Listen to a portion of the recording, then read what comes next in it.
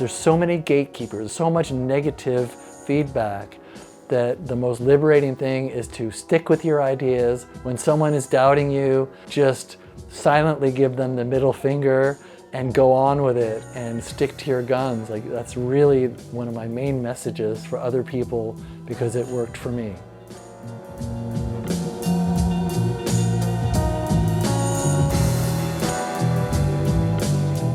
My name is Gordon Raphael, and I'm mostly known as a music producer, but I got into that through music, and I also do painting, video art, and I'm a published author of a book about my experiences. Before I was a well-known producer, I was working in a small basement studio in New York called Chateau Relaxo. And suddenly our phone rang, I answered it, and it was a British voice. He said his name was Ian, and I set up a microphone behind me in the control room, and he started singing. And as he was singing, I'm not even looking at him, I'm hearing in my headphones, I know that voice. And it dawned on me that that was Ian Brown from Stone Roses. And when I had finished the song, I looked at him and said, "Are you Ian Brown from Stone Roses?" And he laughed and said, "Yeah, I'm Ian Brown." And he liked my work, and he gave me an extra tip. So I made $50 instead of $25 for my hour of work. I had lived in Seattle from the time I was 8 years old, and I had been playing music there from the time I was 13.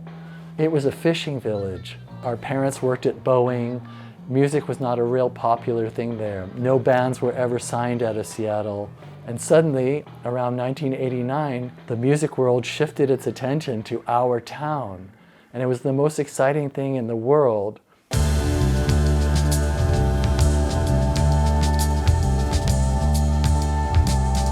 I started becoming very interested in music production when I was about 18. One of the early bands I recorded while I was still living in Seattle was Green River, whose members split into Pearl Jam and Mudhoney, and it was very exciting for me because I saw these young guys all the time at the outdoor espresso shop downtown, and we hung out and were friendly, and then I wound up working with them. I joined a band called Cries Mary. We were a 7-piece tribal space rock band, but we also had a DJ and a 1960s psychedelic light show with oils and projectors. And so our sound was completely different, but for some reason we were very beloved in our city of Seattle. Years later, after I had recorded The Strokes, I was living in London, and at my local club, Death Disco from Alan McGee, Dave Grohl walked in. But much to my surprise, he and his entourage walked right up to me, and he told his friends, "This is Gordon from Cries Mary." They were the coolest band in Seattle.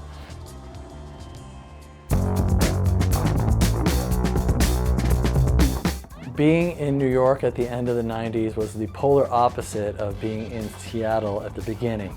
There was a lot of electronic music, dance music, and everybody was pretty much talking about the internet. I had my own band in New York called Absinthe, and we met a young woman named Carrie Black, and she said, "Come see our party we're having tonight. There's 2 bands playing. One of them needs a producer." And the first band came on, and I loved them. I wanted them to work with me, so I gave them my business card. And the second band, I couldn't relate to as much, but I really needed the work, so I went up to this band called The Strokes, and I gave them my business card, and I said, "My studio's nearby. If you want to make a demo, come over." Well, the band I liked didn't show up, but The Strokes called me the next day, and we wound up making a 3-song demo. And when they said, "We want this to sound like nothing that's happening in New York right now," because what was happening was music was switching from tape to computer, and everybody was pushing that new technology to the max. So I said, "If you want to do something that nobody's doing, I have 8 microphones set up. Go play your song and I will record it, and the live energy's there. It's nothing like these giant sculptures that everyone else is making." And suddenly, people were talking about it and loving it, and Kate Moss was in the audience, and Radiohead was watching, and it was like, what? What's going on? We wound up working together on the next records because of the reaction to the sound that the world gave. The UK was the #1 place for Strokes fans immediately, and I had an opportunity to come to London to work.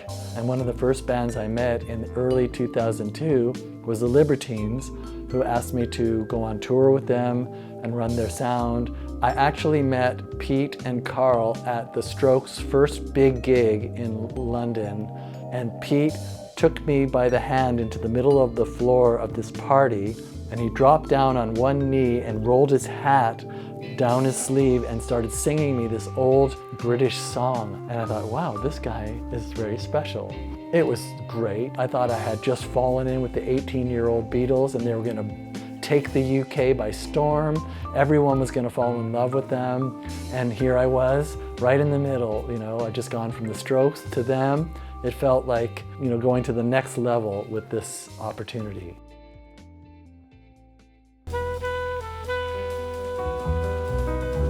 My dad was a jazz musician, but I actually did not like the music he played. But later he did me a huge favor by bringing home an album by the Beatles and one by Frank Zappa. And when I heard that music on our family's turntable, something clicked inside me and I thought, music could be very important. This sounds like very special. Albums in the 60s and 70s were starting to put incredible graphic and art design onto the record covers. So visual art became very important to me. Films became very important. Jean Cocteau, old French films, Stanley Kubrick's movies. I loved books from the time I was about 7 or 8 years old, reading biographies and pouring information about other cultures and other people and other minds. That was a big introduction. All this, you know, creativity on all these different visual and sonic dimensions were hitting me hard in my formative years. It made me feel a sense of urgency and a sense of this isn't what they're teaching me in school. This isn't what the society around me is presenting as my options. This seems to be some other third route to live your life expressively and colorfully and with sound and shaping an artistic vision. At a certain point in my mid-teenage years, I realized that the people I loved the most in music were the people that wrote their own songs. And especially I was always surrounded by excellent musicians, like guitar players that could play circles around me, keyboard players that could do things that I would never be able to do. And with that competition in mind, I found that it shut me down. And then I figured out that, wow, actually, when I just work on my own ideas and don't worry about what other people are doing, I can represent myself in a way that nobody else can.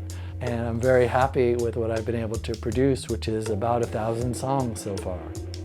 The ultimate compliment, which I've actually gotten a number of times, is when I read that or when I listened to that, it made me want to write a song, or I made a painting because of this music that you've been involved with. So inspiring other people to do it themselves.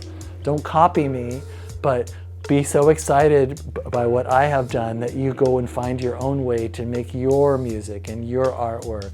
I think that's the ultimate compliment and goal, in a way, for creativity. Art and music can definitely open up the world and destroy stereotypes.